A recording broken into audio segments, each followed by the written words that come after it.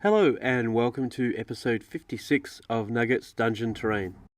This is the third part of the series where I'm creating a Thieves maze. Here's an overhead of today's finished room. Press pause if you like and see how many traps you can count.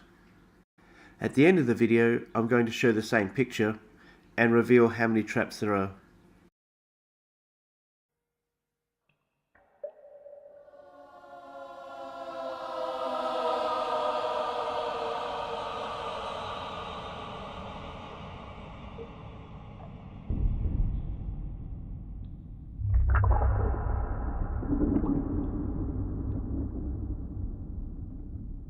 I'm going to call this the two-faced room. One side seems very obviously safe and the other side seems ridiculously hard. But the further the adventurers go, the more they realise that both sides have their challenges and they need to choose more carefully and think more of the room as a puzzle.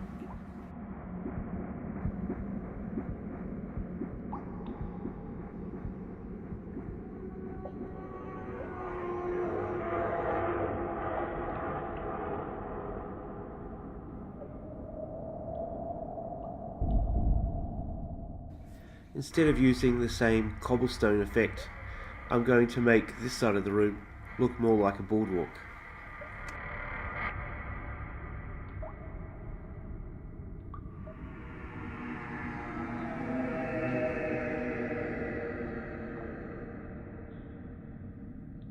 Doing it this way, in long lines, will make it much harder for the players to work out which sections are movable and which are normal.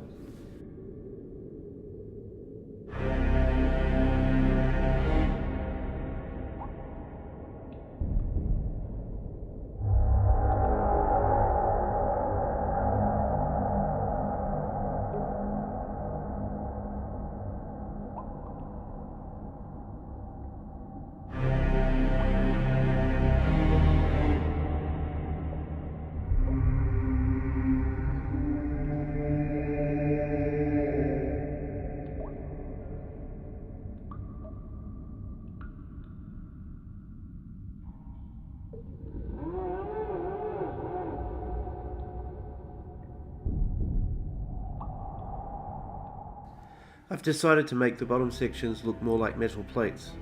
There's no way that the wooden planks would be as thick as they are, but I also needed the foam to be thick enough to be movable and hold the weight of the miniatures.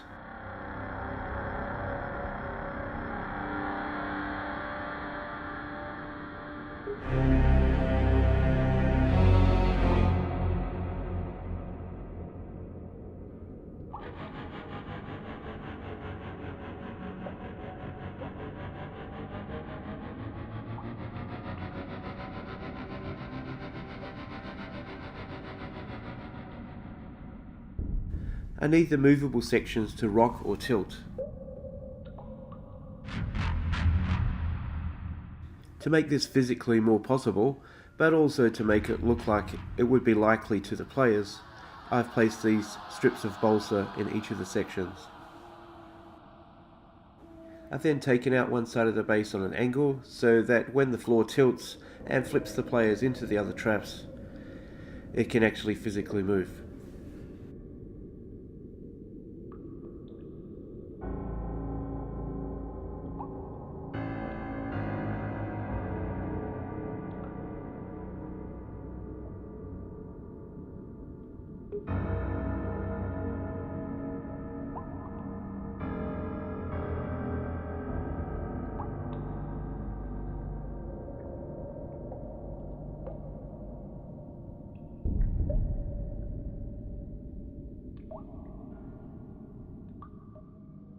Now that the floor's on an angle, the movable sections would naturally want to move. So I've added these very thin magnets on the higher side to maintain the level until pushed down.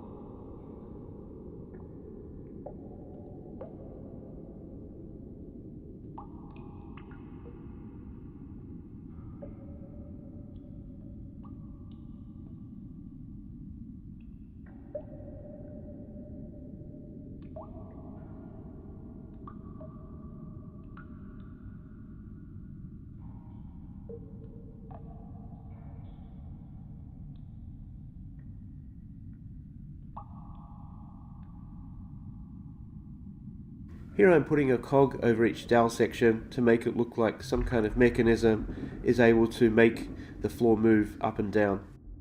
I can therefore lift this section to show the player that it's not a seesaw, but actually some kind of mechanic that is flipping them up and into the traps.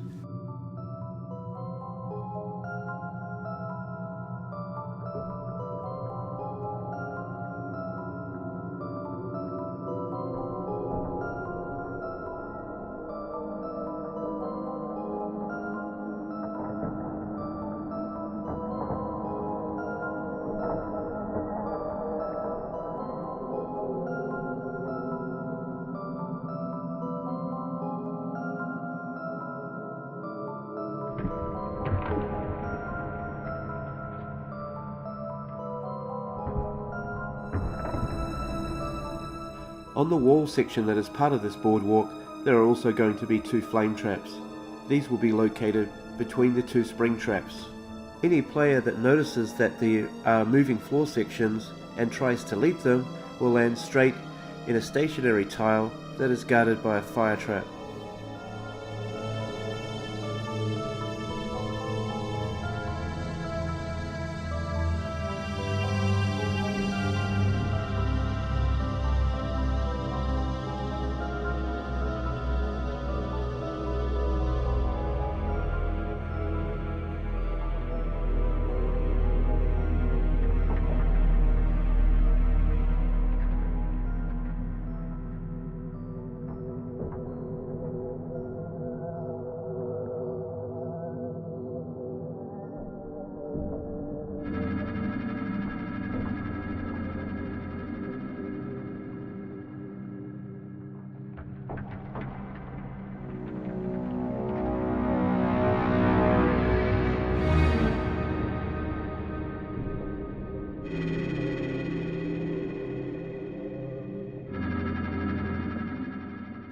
Here I'm just repeating what I've done in previous videos with my fire traps, and I'm putting lots of black ink around the opening mouth of the fire trap just to show that some kind of pitch or oil is being used and spews out of the hole when the fire is ignited.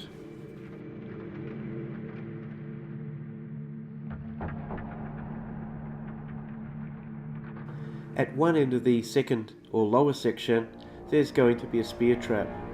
It's going to be in the shape of this skull, which will be mounted on the wall. One of the eyes watches over the space, and the other eye has a spear.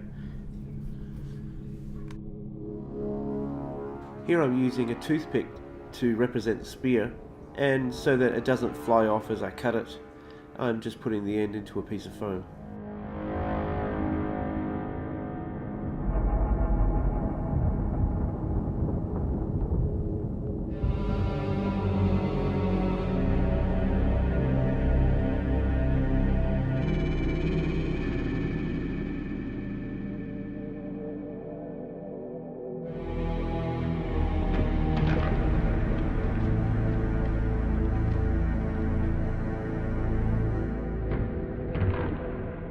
The skull is fairly big, so some of it is going to be recessed into the wall. I've just melted these 2 shapes to allow that to happen. Around that space, I'm going to draw the rest of the rock work.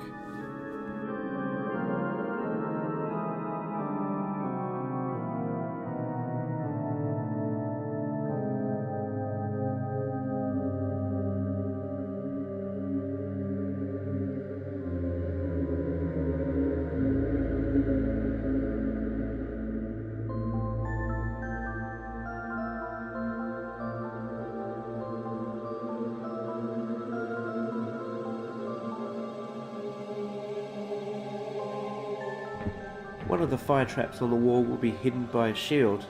The players can take the shield, but once they lift it off the wall, they expose themselves to the fire coming out of the portal. Because the grommets that represent the portals are metal, I'm able to use this magnet on the back of the shield to mount it directly onto the wall and make it removable. To make the spinning scythe trap that will be on the lower section, I'm cutting off 2 of these scythes. I'm actually going to cut them beneath this other handle because that can be used to secure it to the top of the trap.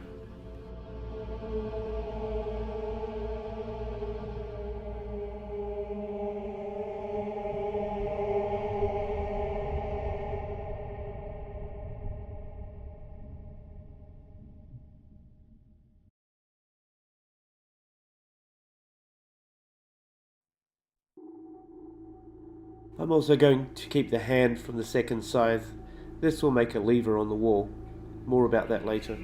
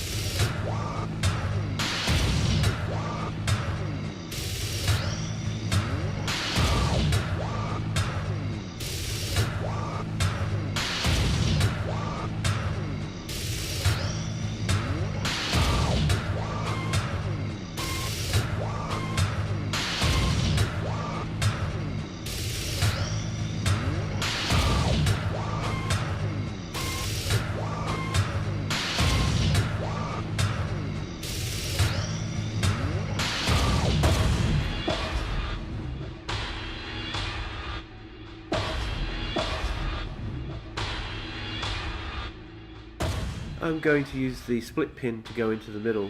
Before I've attached it, I've actually used some pliers to squeeze the 2 points together at the very base.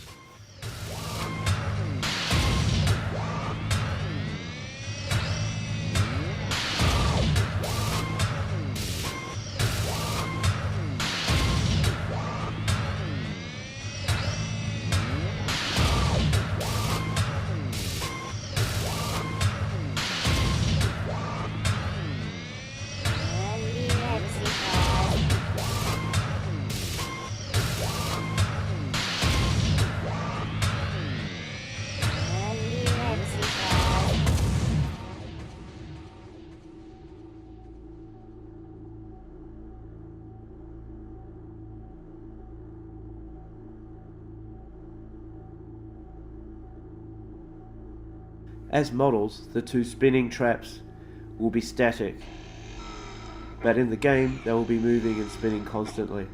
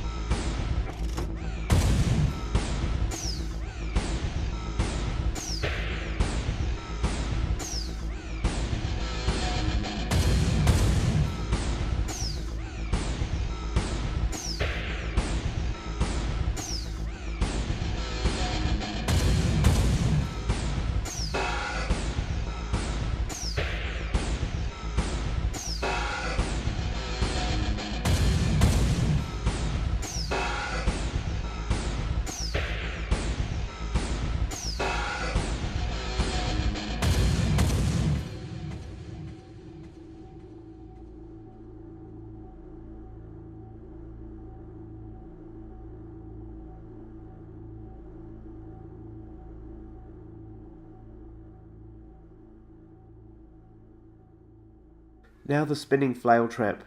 Basically the same idea, but this time with some flails that have come from different sources.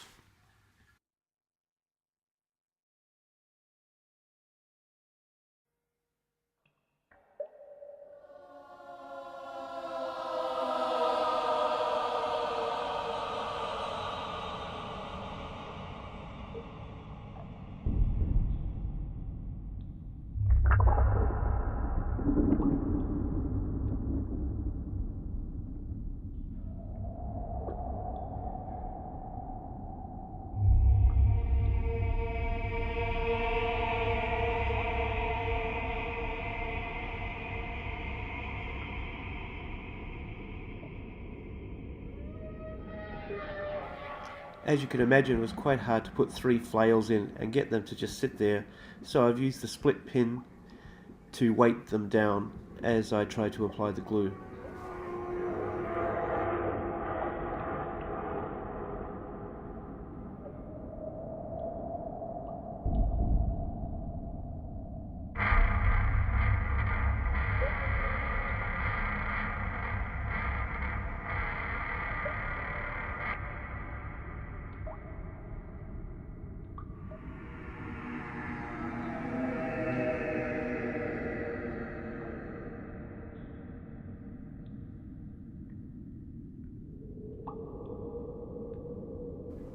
The lever on the wall is not an easy quick fix way of switching off all the traps. Instead, it's perhaps the most dangerous trap of all. The lever is in the shape of a metal hand, and as the player reaches out to pull the lever, the hand grasps them. It's an enchanted trap, and will hold the player in place as the flail trap whips about them.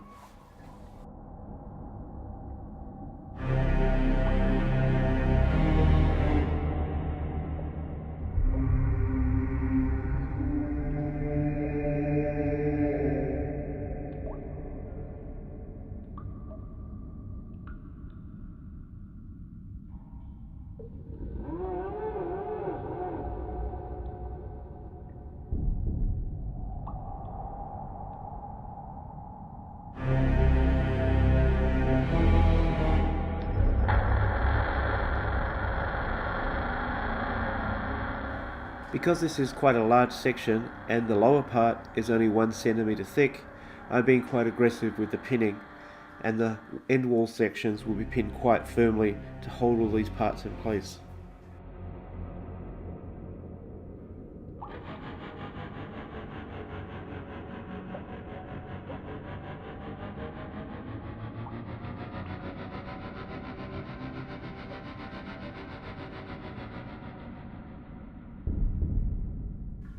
So most of the features have now been attached, and just to cap off the lower section and make it transition to the wall better, I've put in some rough artist gel. I'm now inserting some stones and skulls just to make it look a little bit more realistic before it gets painted.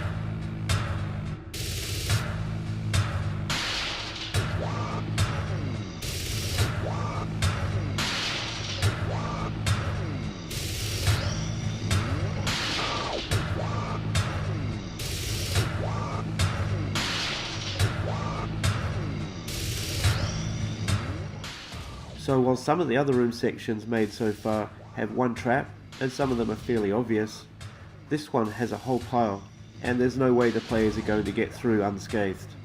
It's just a matter of trying to work out the path of least damage.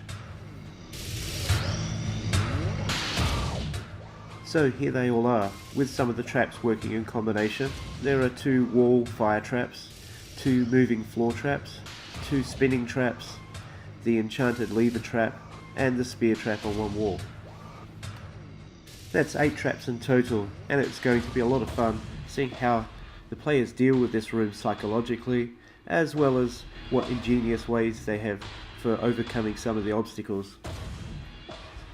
Thanks for watching. Part 4 of this series has already been made, and the video is already being edited, so look for that soon.